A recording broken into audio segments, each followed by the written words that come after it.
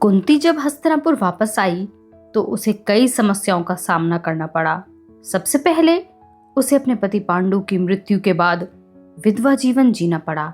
साथ ही उसके 5 पुत्रों को राज सत्ता से वंचित कर दिया गया और धृतराष्ट्र के पुत्रों ने उन्हें तिरस्कृत किया। दरबार में पांडवों को नीचा दिखाया गया, जिसे कुंती को अपमान और चिंता सहनी पड़ी। द्रौपदी के चीरहरण की घटना ने उसकी पीड़ा को और गहरा कर दिया। कुंती को अपने पुत्रों के वनवास और कठिन संघर्षों को दूर से देखना पड़ा, पर वह अपनी पीड़ा को सहन करती रही और अपने पुत्रों को धर्म के मार्ग पर बनाए रखने का प्रयास करती रही। मैं हूं आपकी दोस्त वर्षा। आशा करती हूं आप सभी बहुत अच्छे से होंगे। एक बार फिर से आप सभी का स्वागत करती हूं हमारे चैनल स्पिरिट ऑफ इम्बाइब के मंच पर। आप पढ़ रहे हैं शिवाजी सावंत का बहुत ही महत्वपूर्ण उपन्यास, जिसका नाम है मृत्युंजय। अगर आप मुझे पहली बार सुन रहे हैं तो हमारे चैनल को सब्सक्राइब करना, हमारी वीडियोस को लाइक करना, शेयर करना बिल्कुल न भूलें। तो चलिए चलते हैं बिना किसी देरी के इस उपन्यास के अगले भाग की ओर। 20 वर्षों में हस्तिनापुर एकदम बदल गया था। राज्य के सभी सूत्र महाराज धृतराष्ट्र के हाथों में चले गए थे। हम लोगों के अरण्य में चले जाने के बाद शीघ्र ही गांधार देश की रूप संपन्न गांधारी देवी से उनका विवाह हो गया था। देवर विदुर का भी विवाह हो गया था, लेकिन वे सलाह देने के अतिरिक्त अन्य किसी राज्य कार्य में ध्यान नहीं देते थे। राजप्रासाद में कौरवों के सभी वृद्ध पुरुष अनंत यात्रा पर बहुत पहले ही प्रस्थान कर चुके थे। अकेले महाराज भीष्म हिमालय की तरह दृढ़ खड़े होकर गंभीरतापूर्वक चारों ओर देखभाल कर रहे थे। महारानी गांधारी देवी को महर्षि व्यास के वरदान से 100 पुत्र और एक पुत्री हुई थी। लड़की का नाम दुश्शला था। पुत्रों में सबसे बड़ा दुर्योधन था। कौरव वंश वटवृक्ष की तरह फैल गया था। द्रोण नामक कुशल गुरु सभी राजकुमारों को युद्ध विद्या सिखाने के लिए नगर में आए हुए थे। मैं राजमाता के रूप में राजभवन में रहने लगी। महाराज के पुत्र होने के कारण मेरे पुत्रों को सभी लोग बड़े प्रेम से रखने लगे। भूतकाल में महाराज की दिग्विजय से तथा भीष्म पितामह के भय से सभी लोग राजमाता के रूप में मेरा सम्मान करने लगे।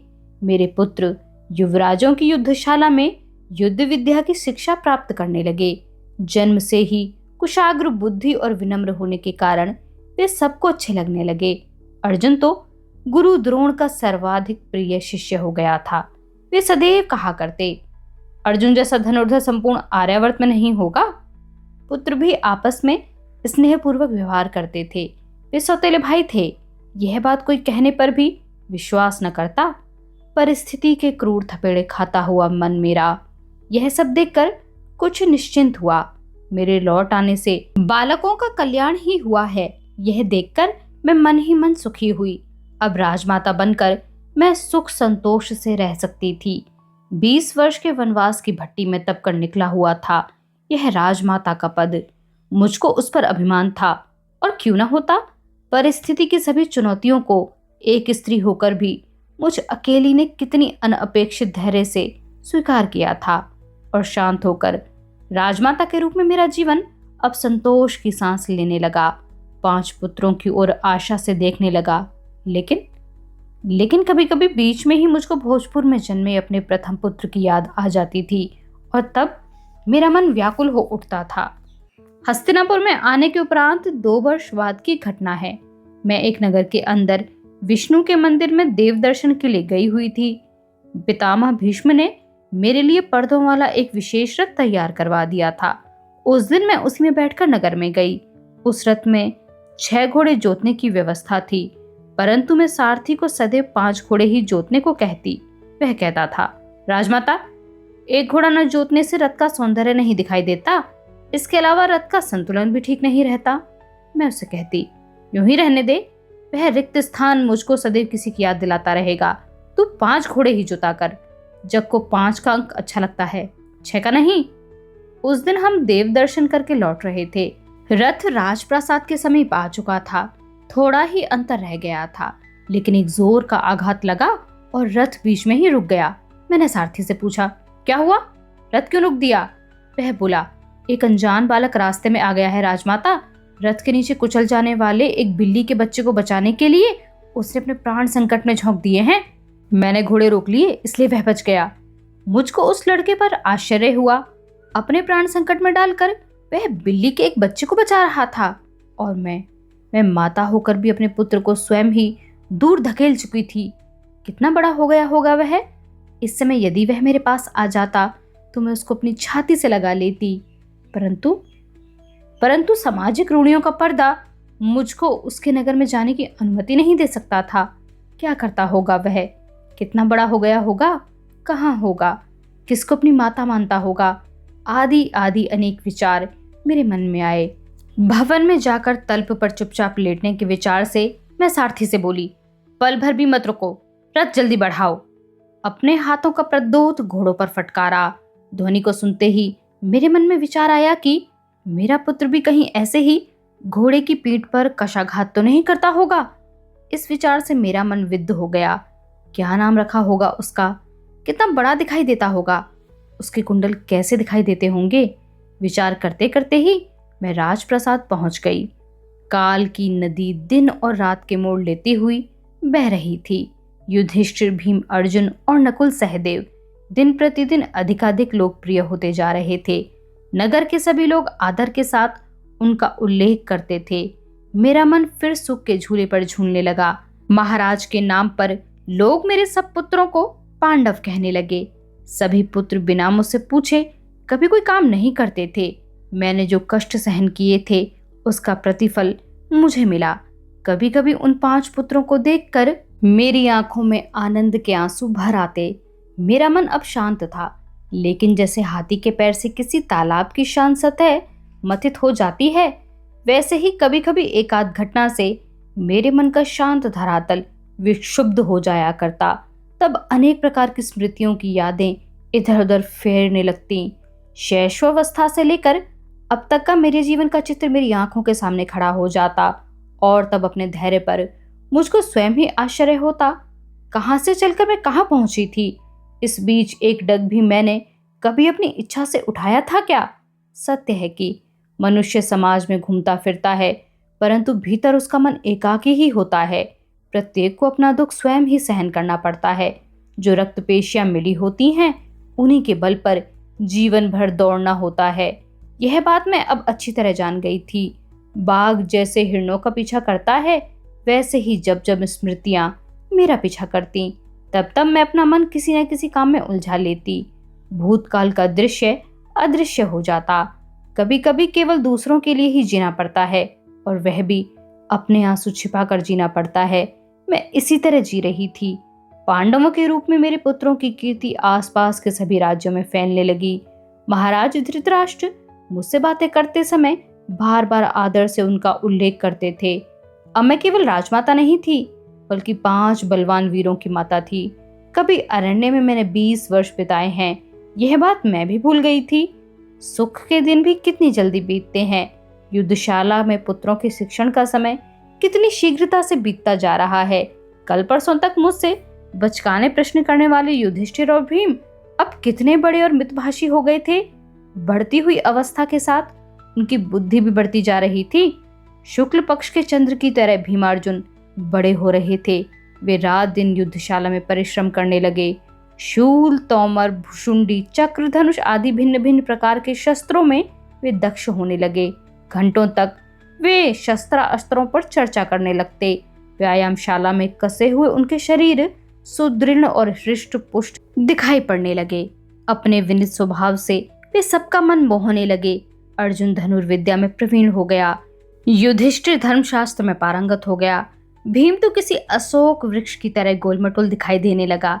उसकी गौर भुजाओं के पुष्ट स्नायु गदा के दंड की तरह ऐंठे हुए दिखाई देने लगे। नकुल सहदेव खड्ग में निपुण हो गए थे। मेरी चरण धूलि लेकर आशीर्वाद प्राप्त किए बिना वे कोई कार्य नहीं करते थे। भीम का स्वभाव कुछ क्रोधी था। वह सदैव हाथ में गदा लिए घूमता रहता। उसके विशालकाय शरीर और हाथ की गदा को देखकर कोई उसे छू तक नहीं करता था। उसको बहुत शीघ्र क्रोध आ जाता। भुजाओं में शक्ति होने के कारण वह किसी की निंदा या शाब्दिक अपमान नहीं करता था। वह तो तुरंत ही संबंधित व्यक्ति की ठुकाई कर देता। मैं उसको सदैव इन बातों से रोकने का प्रयत्न करती। मेरे सामने वह एक शब्द भी न बोलता। उसको समझाने की शक्ति और किसी में नहीं थी, परंतु उसके क्रोधी स्वभाव को बदलना मेरे लिए संभव भी नहीं था।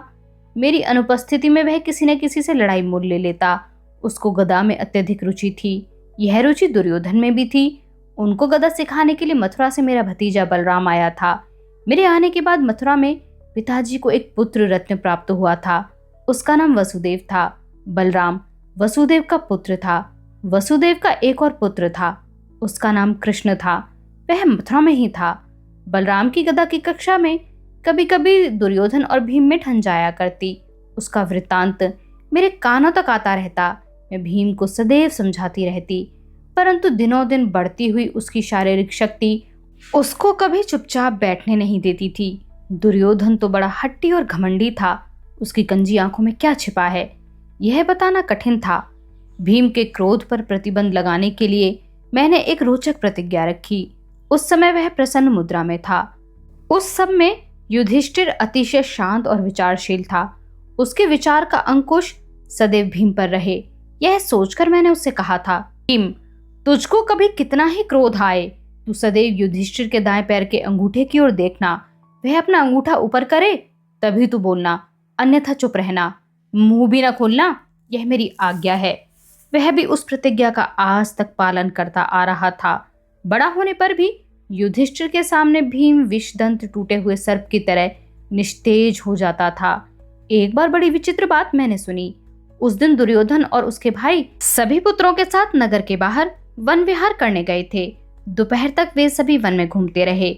जाते समय वे अपने साथ मधुर पकवान ले गए थे। दोपहर को सभी सरोवर के किनारे अल्पाहार करने बैठे। उस दिन दुर्योधन भीम को अपने हाथों से मोदक खिलाने लगा। खाने की कोई भी वस्तु भीम अधिक विचार किए बिना ही खा लेता था। यह उसका स्वभाव था। इसलिए दुर्योधन खिलाता गया और भीम खाता गया। आहार समाप्त होने पर सब पानी पीकर विश्राम करने के लिए एक वृक्ष के नीचे लेट गए, परंतु भीम पानी पीने के लिए भी नहीं उठ सका। वह वहीं पर गिर पड़ा। सबने समझा कि वह निद्रालु है, इसलिए उसको नींद आ गई होगी, लेकिन वह सोया नहीं था, वह मूर्छित हो गया था। दुर्योधन ने मोदकों में उसको मूर्छित कर देने वाली औषध खिला दी थी। सबको पेड़ के नीचे लेटे हुए देखकर दुर्योधन धीरे से उठकर भीम के पास आया। सरोवर के किनारे खड़ी वनलताओं से उसने भीम के हाथ पैर बांधे और उसको मूर्छित अवस्था में ही उठाकर सरोवर में फेंक दिया। पानी का स्पर्श होते ही मेरा भीम धीरे धीरे जागृत हुआ, चैतन्य होकर बाहर आया।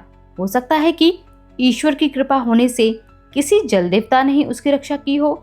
मुझको यह वृत्तांत एक सेवक ने बताया था, लेकिन इस पर मुझको विश्वास नहीं हुआ, क्योंकि मुझको पूरा विश्वास था कि मेरे शेष 4 पुत्र उसको अकेला छोड़कर तिल भर भी इधर उधर नहीं गए होंगे। इसके अतिरिक्त भीम प्रतिदिन जो आहार करता था, उससे मैं यह बात जान गई थी कि उसकी आंतें सब प्रकार के विष को पचा जाने में पूर्ण समर्थ हैं। एक एक करके 12 वर्ष बीत गए। पुत्र खदित वृक्ष की तरह ऊंचे और विशालकाय हो गए। जब वे पांचों चलते तो रथ के 5 घोड़ों की तरह लगते थे। लोग आदर पूर्वक उनको नमस्कार करते। मैं अपने अरण्यवास को भी भूल गई थी। प्रत्येक माता को अपने कर्तव्यवान तरुण पुत्र पर सदैव अभिमान होता है। मुझको तो 5 कर्तव्यवान पुत्र प्राप्त हुए थे, फिर मुझे उन पर अभिमान क्यों न होता। जैसे सुख मुझ पर मेरे 5 पुत्रों के रूप में पंचामृत की वर्षा कर रहा था। अब तक मैंने जो कुछ सहन किया था, उसी का सुखद फल मिला था मुझे। मैं 5 वीरों की माता थी, नगरजनों की राजमाता थी। एक बार गुरु द्रोण सहज ही अपने सभी शिष्यों को लेकर स्नान के लिए गंगा पर गए। मेरे सभी पुत्र उनके साथ ही थे। सब लोग गंगा स्नान करके बाहर निकले। सब बाहर निकल चुके हैं, इस विश्वास से गुरुवर द्रोण भी बाहर निकलने लगे, परंतु किनारे के पास आते ही वे एकदम बचाओ बचाओ चिल्लाते हुए डगमगाने लगे। एक मगर की पूंछ बार बार पानी के बाहर फड़फड़ाने लगी। पानी में मगर ने गुरुदेव का पैर पकड़ लिया था। किसी की समझ में नहीं आया कि क्या किया जाए। सब इधर उधर दौड़ने लगे। दुर्योधन ने आगे बढ़कर जैसे तैसे गुरुदेव का हाथ पकड़ा। अर्जुन ने वह सारा दृश्य देखा। उसने तत्क्षण अपना धनुष उठाया और लगातार 7-8 बाण उस मगर पर छोड़े। लहराता हुआ वह मगर सूखी लकड़ी के कुंदे की तरह क्षण भर में पानी से बाहर निकल आया। गंगा का पानी उसके रक्त से लाल हो गया। गुरुदेव द्रोण छुटकारा पा गए। बाहर आते ही उन्होंने अर्जुन की पीठ थपथपाई। वे बोले, अर्जुन, तूने मेरे प्राण बचाए हैं। आज से अपना ब्रह्मास्त्र मैं तुझको देता हूँ। यह भविष्य में तेरे काम आएगा। अभिचार के साथ उन्होंने अर्जुन को ब्रह्मास्त्र दिया। इस घटना के बाद मुझको अर्जुन अपनी आशा आकांक्षाओं का हिमालय सा लगने लगा। अपने शाप दग्ध भाग्यहीन पिता के कर्तव्य की अपूर्ण धवल रेखा को पूर्ण करने का भार उसी पर था। गुरु द्रोण प्राय राजभवन में आते रहते थे। वे मेरे सभी पुत्रों का उल्लेख करते। मेरे साथ वे सदैव बड़े आदर पूर्वक व्यवहार किया करते। मैं अर्जुन की माता हूँ, यह बात वे सबसे बड़े अभिमान से कहते थे। ऐसे ही एक बार वे बोले, राजमाता, अब सभी शिष्य पूर्ण कुशल हो गए हैं। अब सबकी एक बार परीक्षा कर लेनी चाहिए।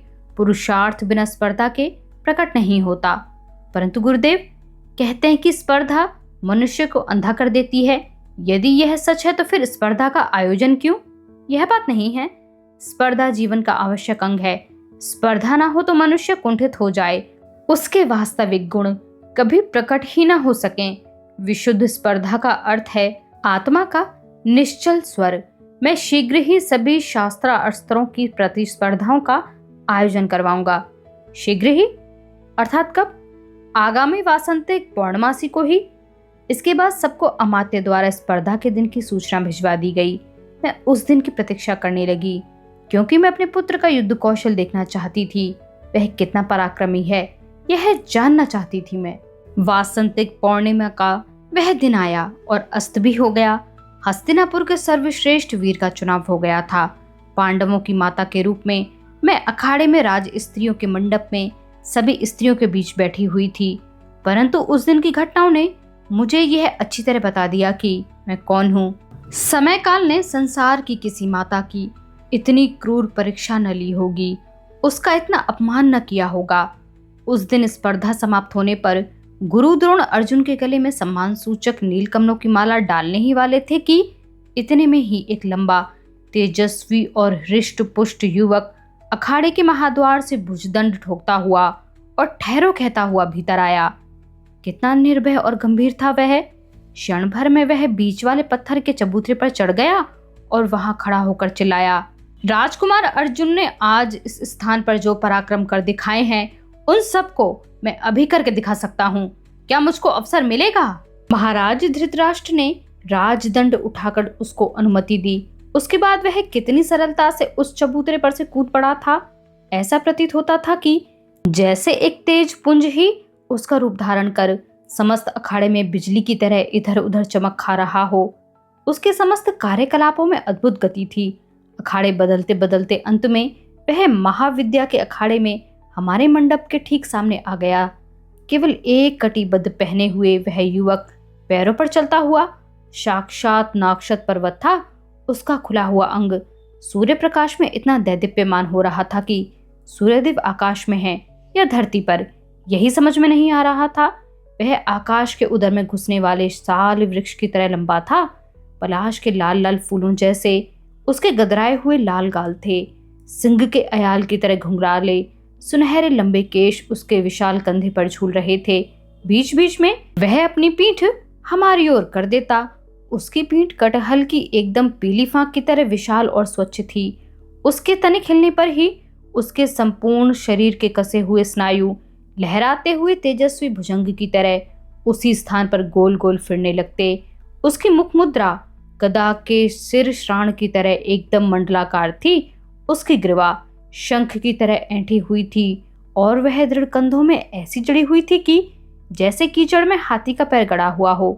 प्रेक्षकगण कर्ण कर्ण कहकर उसकी जय जयकार कर रहे थे। मल्लयुद्ध करते हुए उसने अपने प्रतिद्वंदी पर बाहुकंटक नामक कठिन दाव मारा। उसका प्रतिद्वंदी प्राणों के भय से हाथ पैर पटकने लगा। उस वीर ने हमारे मंडप की ओर देखा। मेरे सिर पर जैसे शंपाएं टूट पड़ी। उसके लाल गोल मुख पर कुछ लाल सा नीला प्रकाश फेंकते हुए दो सुनहले कुंडल गर्व से उसके कानों में झूल रहे थे। वह और कोई नहीं था। 25 वर्ष पहले मैंने अश्व नदी को जिसे समर्पित किया था, वही साक्षात सूत पुत्र था। वह मानो अपने पिता का रूप लेकर ही वह सबको भस्म करने के लिए वहां आया था। कितना गर्वीला दिखाई पड़ रहा था वह। वन्य घोड़े की तरह गर्वीली चाल थी उसकी। मेरे शेष 5 पुत्रों की अपेक्षा वह सबसे अधिक सुंदर था। आखिर वह सूर्यपुत्र था। उसका संपूर्ण अंग तेज के कण उगल रहा था। कर्ण, इन 2 अक्षरों से उसके नाम में क्या क्या रहस्य छिपा हुआ था, यह धात्री और मेरे सिवा उस भव्य अखाड़े में किसी को भी ज्ञात नहीं था, स्वयं कर्ण को भी नहीं। पौरजन वीर के रूप में उसका जय जयकार कर रहे थे, परंतु वह साधारण वीर नहीं था, वह वीरों का वीर था। यही उसका वास्तविक स्वरूप था। मेरा वह सर्वप्रथम पुत्र था, प्रथम और ज्येष्ठ पांडव। उसके लिए 20 वर्षों तक विलाप करने वाला मेरा मातृत्व और तड़पने लगा। वहां के सभी लोग भले ही पृथ्वी के गर्भ में समा जाते, मुझको उनकी चिंता नहीं थी। मैं एक बार उसको जी भर अपने अंक में भर लेना चाहती थी, उसके कानों के कुंडल को चूमना चाहती थी। 20 वर्षों से उनको भला कहाँ चूम पाई थी। गंगा, यमुना, चरमंडवती और अश्वनदी के जल में पके हुए अपने तेजस्वी प्रफुल्ल सुनहरे कमल को मैं अपने हाथों से जी भर कर सहलाना चाहती थी। 20 वर्षों से मेरे मन का एक कोना उसके लिए आंसू बहाता आ रहा था। मैं उसको एक बार भी अच्छी तरह दूध नहीं पिला सकी थी। माता का मन मुझको क्षण भर भी चैन से नहीं बैठने दे रहा था। हृदय में वियोग की ऐसी उथल पुथल मची हुई थी जो मेरे लिए नई थी। जो दूध उसके नन्हे नन्हे होठों के लिए अपरिचित रहा था, वही मेरे शरीर में वेग पूर्वक फिरने लगा। छाती तर्राने लगी। मैं उठकर खड़ी हो गई। उसको देखते ही मेरे स्तनों में दूध आ गया। कंचुकी दूध से भीग गई। समझ में नहीं आया कि क्या करूं। मेरे और उसके बीच केवल एक झिलमिलाता पर्दा था। वैसे वह बहुत पारदर्शी था, लेकिन उसको लांघना कठिन था। एक माता को अपने पुत्र से दूर रखने वाला पर्दा था वह। समाज का पर्दा, राजकुल का पर्दा, प्रतिष्ठा का पर्दा। इस पर्दे को फाड़कर यदि मैं आवेग से आगे बढ़ जाती तो क्या हो गया होता। कर्ण मुझसे लिपट जाता क्या? क्या माता के प्रति प्रेम से उसकी आंखें भर आती? उसके कंधे पकड़कर उनको झकझोरते हुए यदि मैं कहती कि मैं तेरी माता हूं, तो इस पर वह विश्वास कर लेता क्या? यदि कोई पागल भी अखाड़े में यह कह देता कि पिता के निधन ने और वनवास ने राजमाता को विक्षिप्त कर दिया है, तो क्या सभी लोग उस पागल को ही बुद्धिमान नहीं मानते? उस समय मैं कौन थी? राजमाता, 5 वीरों की माता, जो आज तक क्रूर काल के सभी तरह के थपेड़े खाती चली आई थी। वह दुखी कुंती नहीं, उस समय एक पुत्र को अपने अंक में भरने के लिए तड़पने वाली एक चीर विरहिणी माता थी मैं। परंतु मैं असहाय थी। जल से बाहर निकली हुई मछली की तरह मैं छटपटा रही थी। उसके दर्शन से शरीर के बंधनों को तोड़कर स्तनों में आ जाने वाला दूध मुझसे रोका नहीं जा रहा था। जगत की दृष्टि को कर्ण बड़ा वीर दिखाई दे रहा होगा, परंतु मुझको तो वह सद्यजात शिशु सा लग रहा था। मेरा मन पिंजरे में बंद मैना की तरह भीतर ही भीतर फड़फड़ाने लगा। विवश होकर मैंने वक्षस्थल दबाया, फिर भी दूध नहीं रुक रहा था। यह वह दूध नहीं था जो 18 वर्षों तक प्राणों की तरह मैंने छिपा रखा था। अब वह रोका नहीं जा सकता था। मैं तत्क्षण नीचे बैठ गई। धात्री मुझको संभालने लगी। उसको दूर का कुछ दिखाई नहीं पड़ता था, इसलिए अखाड़े में कौन था यह वह नहीं जान सकी। उस अखाड़े में मैं ही एकमात्र ऐसी स्त्री थी जो कर्ण का जीवन वृत्तांत जानती थी। मेरे कारण ही यह सब कुछ हुआ था। मैं अपने एक ही शब्द से अखाड़े का स्वरूप ही बदल सकती थी, लेकिन मैं एक भी शब्द नहीं कह सकती थी। प्रयत्न करने पर भी मुख से एक भी शब्द नहीं निकल पा रहा था।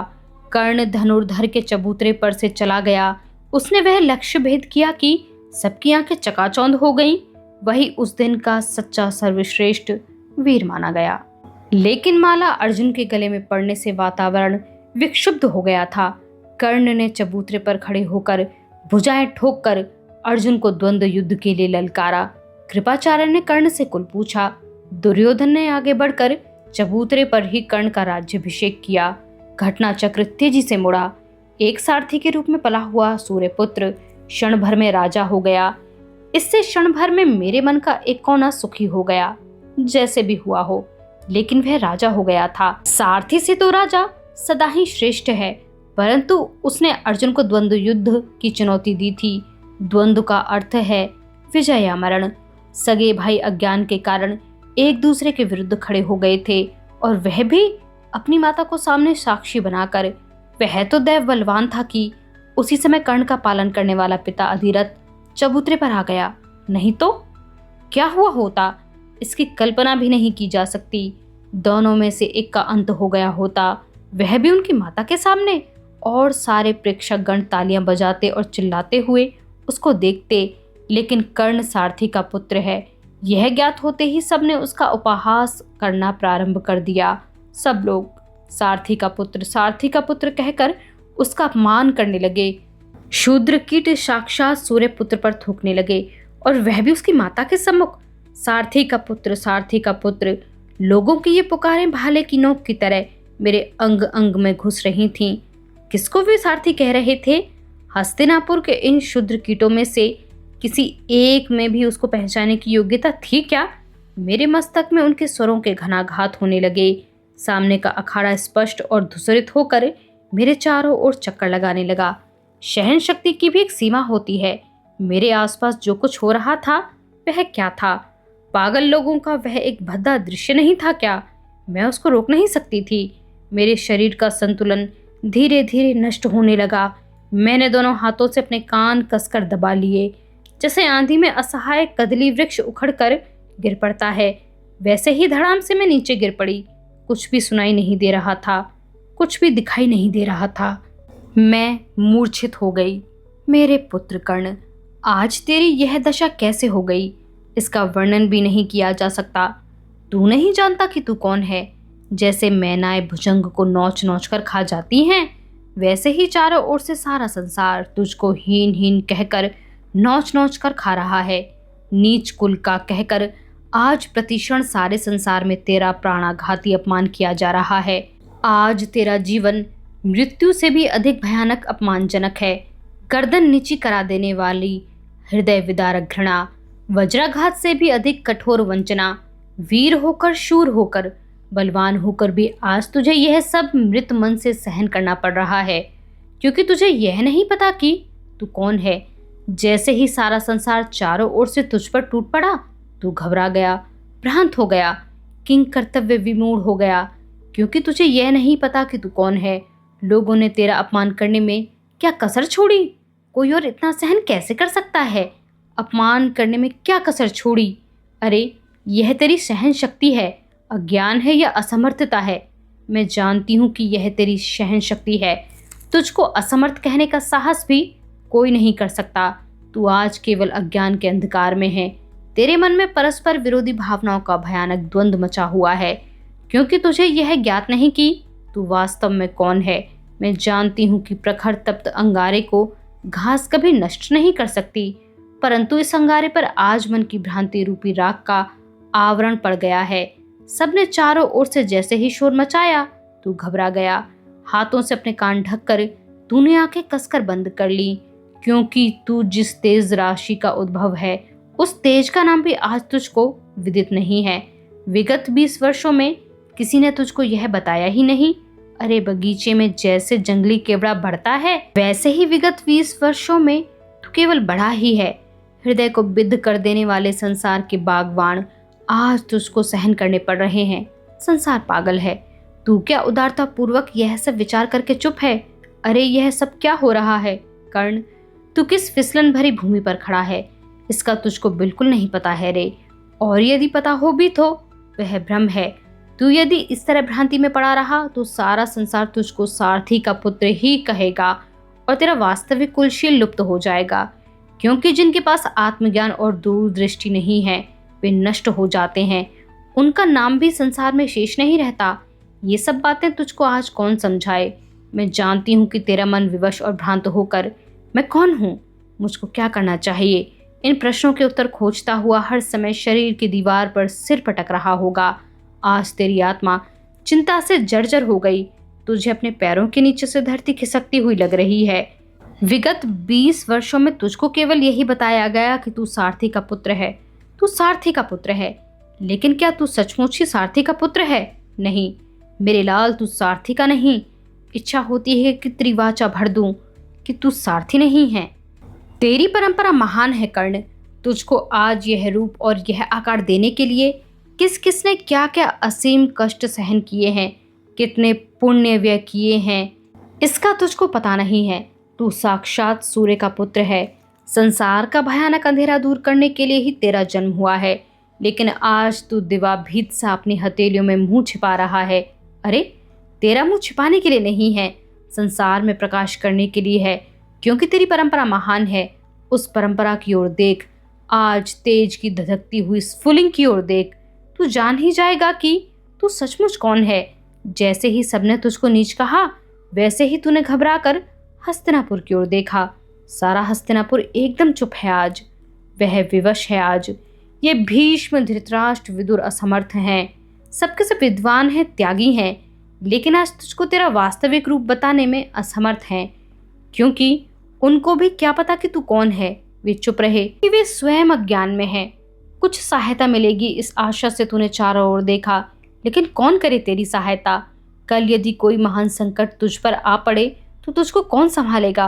पागल, संसार की सहायता पर आज तक कोई जीवित रह सका है क्या। प्रत्येक को अपना परिचय जानना पड़ता है, प्रत्येक को अपना महान कुल का नाम मालूम करना पड़ता है। इसीलिए तो आज तेरी यह दुर्दशा हुई है। अरे, तू कहाँ से चलकर कहाँ आ गया, इसका तुझको पता नहीं है। तू साक्षात सूर्य पुत्र है, फिर भी ये जुगनू तुझ पर थूक रहे हैं। लेकिन अपने अंतर के द्वंद्व से तू घबरा गया है। कब संभलेगा तू। यदि तू ऐसा ही रहा तो क्या होगा। सचमुच ही सारथी बन जाएगा, नीच बन जाएगा। अपना प्रतोद ही अपने लिए अच्छा है, ऐसी एक विचित्रहीनता की भावना तेरे रोम रोम में समा जाएगी। तू छिन्न भिन्न हो जाएगा। किसी के रथ का सारथ्य करना ही केवल तेरा कार्य होगा। तू किसी के हाथ का केवल एक खिलौना बन जाएगा। तेरे स्वावलंबन का और तेरी स्वतंत्रता का नाम तक नहीं रहेगा। तू यदि बाद में चेता भी तो क्या, तब तक तो समय निकल चुका होगा। उस समय में क्या, साक्षात ब्रह्मदेव भी तेरी अवस्था को नहीं सुधार सकेंगे। रथ के चक्रों से उड़ने वाली धूल और परतंत्र सारथी दोनों एक से हैं। कर्ण, तू क्या ऐसी धूल ही बनेगा, केवल धूल। इस विचार से और ऐसे ही अन्य भयानक विचारों से मैं उदास हूँ, क्योंकि मैं कर्ण की माता हूँ। मेरा रोम रोम उससे संबंधित है। मेरे तेजस्वी पुत्र को सबने सारथी का पुत्र कहकर धुतकारा। कौन सी माता अपने पुत्र का यह अपमान सहन कर लेगी। इसलिए मैं आज उदास हूँ। यह धात्री पागलों की तरह मुझसे पूछ रही है, महारानी जी, आप उदास क्यों हैं। किन शब्दों में मैं उसको अपनी उदासी का कारण बताऊं। कितने तूफानी मोड़ आए थे मेरे जीवन में, क्या उद्देश्य है इन मोड़ों का, कुछ भी समझ में नहीं आता। इन 50 वर्षों में 3 भिन्न भिन्न कुंतियों का जीवन मैंने नहीं बिताया है क्या। बचपन की प्रथा किशोरी और युवती कुंती, और अब राजमाता कही जाने वाली विधवा कुंती, पुत्र के लिए तड़पने वाली कुंती।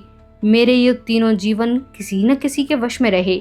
बचपन में मैंने पिताजी की वचन पूर्ति के लिए मथुरा छोड़ी, तरुणावस्था में महाराज के शाप के लिए हस्तिनापुर छोड़ा, और अब भाई को भाई के विरुद्ध ही ताल ठोकते हुए खड़ा देखकर मैंने अपना जीवन काल के हाथों में छोड़ दिया है। क्योंकि कल अर्जुन अज्ञानवश अपने भाई के विरुद्ध हो उठा था। भीम ने भी अज्ञान में अपने ज्येष्ठ भ्राता को हाथ में कुल को शोभा देने वाला प्रद्योत ले कहकर विषैला वाग्बाण मारा था। लेकिन इन सब बातों की अपेक्षा मैं दुर्योधन से अधिक भयभीत हो रही हूँ। उसने अपनी कंजी आंखों का जाल कुटिलतापूर्वक कर्ण पर अचूक फेंका है। कितनी कुशलता से उसने कर्ण को आज अपने वश में कर लिया है। इस दुर्योधन के हाथों में कर्ण का क्या होगा, यही सोचकर मैं उदास हूँ। इस नादान धात्री को ये सब बातें कैसे बता दूं, वह पूछ रही है। महारानी जी, आप उदास क्यों हैं। किन शब्दों में मैं उसको अपनी उदासी का कारण बताऊं। राजमाता होकर भी मैं अपने वंचित पुत्र के लिए क्या कर सकती हूँ, कुछ नहीं। मनुष्य अपने पुरुषार्थ और सत्ता के नगाड़े चाहे जितना पीट ले, परंतु अंत में वह है काल के सशक्त हाथों का एक नगण्य खिलौना मात्र।